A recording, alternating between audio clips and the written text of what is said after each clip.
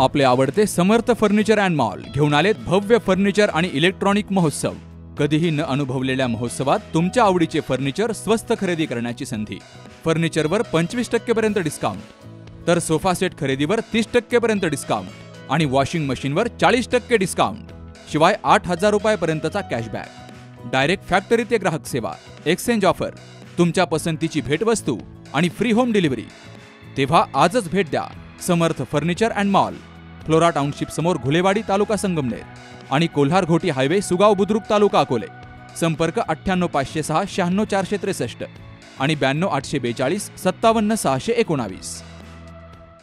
आमचे परम मित्र आणि मार्गदर्शक सन्माननीय प्रवीणजी साळुंखे साहेब यापूर्वी आपल्याच शहराला एक सहाय्यक अधिकारी म्हणून कार्यरत होते आणि नंतर आईच्या इच्छेने ते आता तालुक्याला आले। दिसायला भाऊसाहेब महाराजांनी वाक्य वापरलं, तरुण तडफदार परंतु अतिशय कर्तव्यदर्शन साहेब तितकेच कडक आहे। नारळ जसा वरून कडक दिसतो आतमध्ये पाणी आहे, साहेबांचा सुद्धा स्वभाव तसाच आहे। एकदा खुर्चीत बसल्यानंतर अतिशय साहेबांचं काम कडक आहे, परंतु आपल्यासारखे शेतकरी कुटुंबातून ते साहेब झालेले असल्यामुळं आपल्या सर्वांच्या कथा व्यथा त्यांना माहिती आहे आणि म्हणून आज आईचे आशीर्वाद त्यांनी घेतले। पुढे सुद्धा अतिशय चांगल्या पद्धतीचं काम सातत्यानं त्यांच्याकडनं होणार आहे। मित्रांनो, कायम आपण पाहिलं चित्रपटांमध्ये, मालिकेमध्ये या पोलीस अधिकाऱ्यांविषयी अतिशय वाईट दाखवलं जातं। कुठंतरी वेगळ्या गोष्टी सातत्यानं त्यांच्याबद्दल दाखवल्या जातात, परंतु यांच्यामध्ये सुद्धा काही अतिशय चांगले अधिकारी सातत्यानं असतात आणि असं म्हटलं जातं, हम मानवता के रक्षक है त्यागी है बलिदानी, हम मानवता के रक्षक है त्यागी है बलिदानी, हमने नष्ट नहीं होने दी अपनी रीती पुराणी। त्या पुरातन परंपरा अध्यात्माच्या सातत्यानं आपल्याला पुढे चालवायचे आणि त्या निमित्तानं अभिजित महाराज गिरी खरं तर पाहिलं मागच्या वर्षी एक वेगळा ग्रंथ घेऊन ते आपल्या समोर आले आणि या वर्षी कानिफनाथाचं आपलं नवनाथांचा जागर या ठिकाणी होतोय। आज कानिफनाथ कथा आपण पाहिली, मच्छिंद्रनाथ असतील, जालिंदरनाथ असतील, कानिफनाथ असतील, गहिनीनाथ असतील, चरपटीनाथ असतील, चौरंगीनाथ, रेवण आणि मग स्त्री राज्यातून मीनाथ, अशा अनेक कथांचा आनंद तुम्हाला घ्यायचा आहे। आणि मला विशेष आनंद वाटला की आमच्या संगमेर तालुका पत्रकार संघात उपाध्यक्ष म्हणून कार्यरत असणारे माझे मित्र दत्तात्रय घोलप आणि आमच्या वहिनी दोघांनी कालच पात्र मी पाहिलं, शंकर भगवान ते झाले। खरं लाजू नका, हे वेगवेगळ्या संधी आहे। आपण स्कूलमध्ये असताना आपण गॅदरिंग मध्ये भाग घेतलाय, नंतर बळच आहे आपल्याला कोणी विचारत नाही, परंतु ही एक आलेली संधी, तिचं सोनं आपण निश्चित करावं। आज साहेब आपल्याकडे आले, साहेबांनी ज्या ज्या पोलीस स्टेशनला आजपर्यंत कामं केली त्या ठिकाणी आपल्या कार्यकर्तृत्वाचा वेगळा ठसा त्यांनी निर्माण केला। अतिशय त्यांची तळमळ आहे। आपण कायम पाहतो एखादी घटना घडली की आपण सहज उडून जातो, पोलीस या ठिकाणी उशिरा येतात, परंतु ती सुद्धा शेवटी माणसंच असतात। त्यांना सुद्धा सातत्यानं असं वाटत असतं की प्रत्येक गावामध्ये शांतता नांदावी, आपसातील कलह नाहीसे व्हावेत, बांधाचे वाद जे असतील ते त्याच ठिकाणी मिटावेत, गाव निर्व्यसनी असावं, जातीय सलोखा, शांतता, सुव्यवस्था सातत्यानं राहावी, जाती पाती कुछे न कोई हरी को मिले सो हरी का होय। आपसातील वेगवेगळ्या जाती धर्माची लोक या हिंदुस्थानमध्ये आपण पूर्वीपासून गुण्यागोविंदाने नांदत आलेलो आहोत आणि म्हणून या त्यांच्या कार्यक्षेत्रात येणारं आपलं गाव एक वेगळा उपक्रम घेऊन सातत्यानं पोलीस डिपार्टमेंटच्या पाठीशी आपण उभं राहूयात। माझा पत्रकार संघ सुद्धा सातत्यानं त्यांच्या पाठीशी उभा आहे। मित्रांनो, सेवानिवृत्तीच्या नंतर इकडं तिकडं वेळ वाया घालवण्यापेक्षा मला सुद्धा निश्चित वाटतं महाराज की जर कधी सेवानिवृत्ती झाली तर 10 दिवस अगदी इथंच येऊन थांबावं, बोल वापरू नये, कुणाशी एक शब्दही बोलू नये, या आईच्या दरबारामध्ये छान ग्रंथांचं पारायण करावं, कथांचं श्रवण करावं आणि जे ज्या चांगल्या गोष्टी आहेत त्या आपण वृद्धिगत कराव्या। ही कथा सांगणं हे सुद्धा सोपं काम नाही। लोकांच्या समोर जाऊन लोकांना मंत्रमुग्ध करणं, आपल्या भाषणानं, आपल्या कीर्तनानं, आपल्या प्रवचनानं लोकांना मंत्रमुग्ध करणं कुणाचं बी काम नाही। त्यासाठी झटावं लागतं, अभ्यास करावा लागतो, तळमळ असावी लागते आणि या सगळ्याच्या पाठीमागे एक लक्षात घ्या की जिद्द असावी लागते। तर अशी जिद्दी माणसं या गावात आहेत की आपल्या तालुक्याला 74-75 गाव आहेत आता, बाकीचे 2-3 पोलीस स्टेशन झाल्यामुळं कमी गाव, परंतु काही गोष्टी अशा आहेत की ज्या आम्हाला दिसत आहेत की हिंदू धर्माचा जो इतिहास बघायला गेलं तर हजारो वर्षाचा इतिहास आपण मागे बघितलेला आहे आणि कुणीही हिंदू धर्मावर किती आक्रमणं झाली, परकीयांची आक्रमणं झाली, परंतु हिंदू धर्माचा पाया अभेद्य आहे. कारण गावोगावी आपले हाडाची माणसं या ठिकाणी आहेत की ज्यांना कुणीही संपवू शकलं नाही.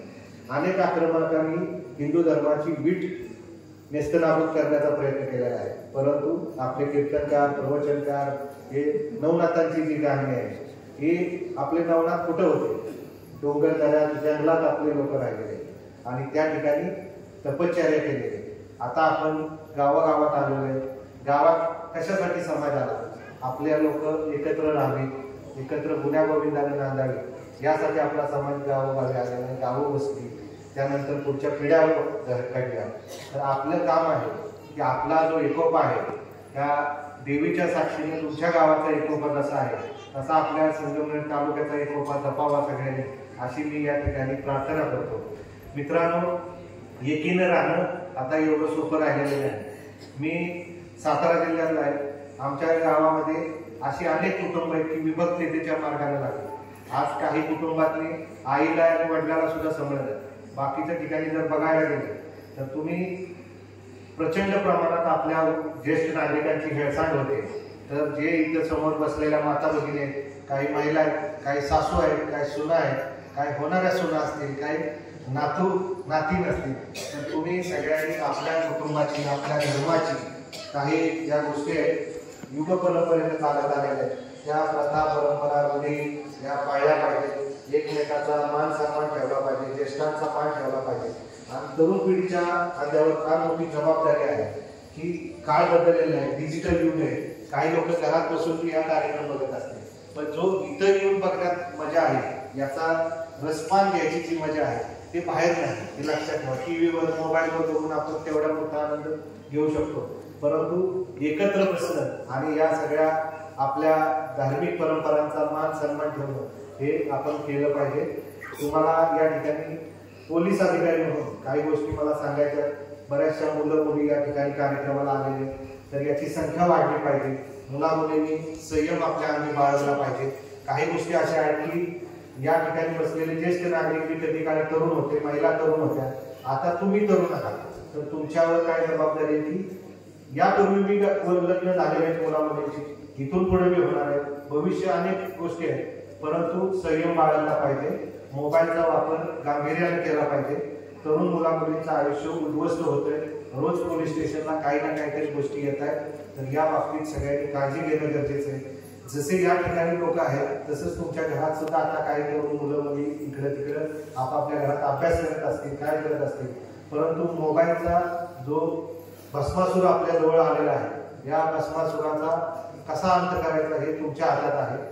ज्या गोष्टी चांगल्या आहेत त्या जरूर घ्या, परंतु वाईट गोष्टींचा आपण लक्षात घेतलं पाहिजे की वाईटातून वाईटच होतं, वाईटातून कधीही चांगलं झालेलं नाही. चांगल्या घरात जे आपण म्हणतो की शुद्ध बीजापोटी फळे रसाळ होती, तीच गोष्ट आहे की घरात आई वडील जर चांगले असतील, आजी आजोबाच्या घरात असतील, तर त्या पुढच्या पिढीवर ते संस्कार होतात आणि ती पुढची पिढी चांगल्या पद्धतीने जाते. या ठिकाणी माता भगिनींची संख्या जास्त आहे. एक लक्षात घ्या, मी जो तुमच्या समोर आज उभा आहे, मी ज्या काही तुमच्या समोर गोष्टी शेअर करतो ते काय आहे की माझी आई आणि माझे वडील चांगले होते म्हणून मी तुमच्या समोर आज उभा आहे. शेतकरी कुटुंबात यायचं, कुठल्याही प्रकारचं मार्गदर्शन नाही, कुठल्याही प्रकारची आर्थिक समृद्धता नाही आणि अशा कुटुंबात जन्माला आल्यानंतर हार जीत असते, तर आपण हार जीतीचा सामना केला पाहिजे. संकट काळात डगमगलं नाही पाहिजे, संघर्ष केला पाहिजे आणि संघर्षातून नक्कीच चांगलं घडतं, संघर्षातून आपल्याला यश मिळतं. त्यामुळे तरुण पिढीला माझं सांगणं आहे की संघर्ष करा.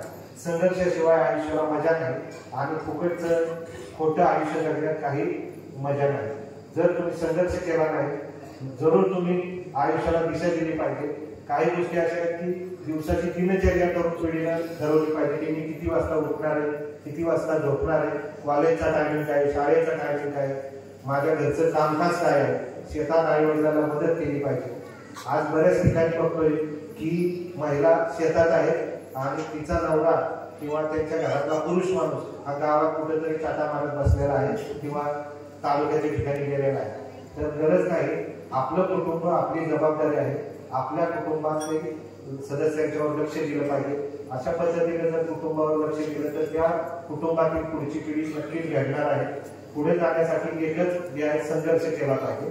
आणि आता जवळपास 10-15 हजार पदांची भरती निवड पोलीस दलात होणार आहे आणि राज्य शासनाने जवळपास 65,000 वेगवेगळ्या डिपार्टमेंटची भरती आहे.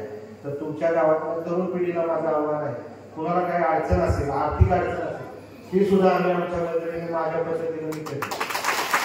त्याला पुस्तक पाहिजे सगळं हातामध्ये. मी काही मोठा करोडपती व्यक्ती नाही. मला ज्याला वाटतं की मदतीचं आव्हान करतो यावं आणि त्याचं जे काय लागतंय पुस्तक पाणी द्यायचे काम माझं आहे. मी देणार म्हणजे देणार. पण कोणतरी तरुण वर्गातून मुलगी आली पाहिजे आणि जर मला हा अभ्यास करायचा आहे, मला ही परीक्षा द्यायची, मला मार्गदर्शन करा. हजारो अकॅडमी आलेले आहेत, पुणे मुंबई ठिकाणी क्लासेस चालू आहेत, त्याचा लाभ घ्या. आमच्या काळात किंवा आमच्या अगोदरच्या पिढीला असं कुठलेही नव्हतं, सोर्स नव्हता, कुणाला विचारायचं, लोक बोलत नव्हते. आपण खुल्या दिल्यानं त्या मुलामुलींना मार्गदर्शन करू, पण त्यांनी संघर्ष केला आहे. या जगात फुकटचं नाव कुणीही मोठा होत नसतो. हे यश तात्पुरतं असतं. संघर्ष केलेलं यश हे नक्कीच आपल्याला आनंददायी असतं. आपण संघर्ष करतच राहायला. संघर्षात एक वेगळी मजा आहे, लक्षात ठेवा. आणि ज्या वेळेला आपण संघर्ष करून यश मिळवतो त्या यशाची जी चव आहे, त्या यशाचं जे आयुष्यात मिळालेलं सुख आहे, त्याची तुलना कुणाबरोबर होऊ शकत नाही. चोरा-चिट्ट्यांच्या प्रमाणे आपलं आयुष्य नसावं. कुठल्या तरी भोंकत माणसाच्या साथ संगतीत राहू नका.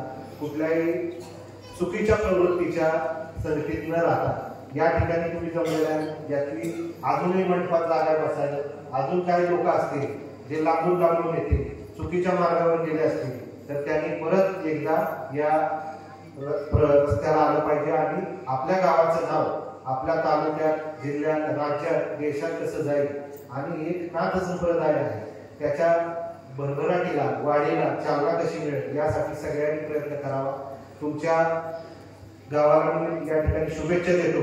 खरं तर मला अजून काही गोष्टी तुमच्या समोर करून तुमचा कार्यक्रम माझ्यामुळे व्हायला नको. मोबाईलच्या बाबतीत काळजी घ्या.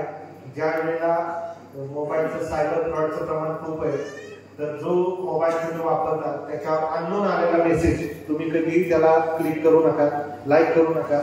APK फाईल्स म्हणून येते, शेतकऱ्यांना फसवलं जाते, तरुण मुलामुलींना नोकरीच्या निमित्तानं फसवलं जात आहे. कुणाला तरी बचत गटाच्या महिला या ठिकाणी असतील त्यांना कर्ज मिळणार आहे. जनधन खाती अकाउंट उघडलेले त्या खात्याचा फ्रॉड होतोय, तर आपल्या अकाउंटला बँकेत जाऊन चेक करा. परंतु APK फाईल्स, वेगवेगळ्या अकाउंटवर येणारे फेसबुक, व्हॉट्सअपचे अननोन व्यक्तीचे मेसेज ओपन करू नका, त्याचे बळी ठरू नका. सायबर फ्रॉडचा बळी हा शिकलेला व्यक्ती जास्त होतोय, अडाणी माणसं जास्त त्याच्या नादाला लागत नाही.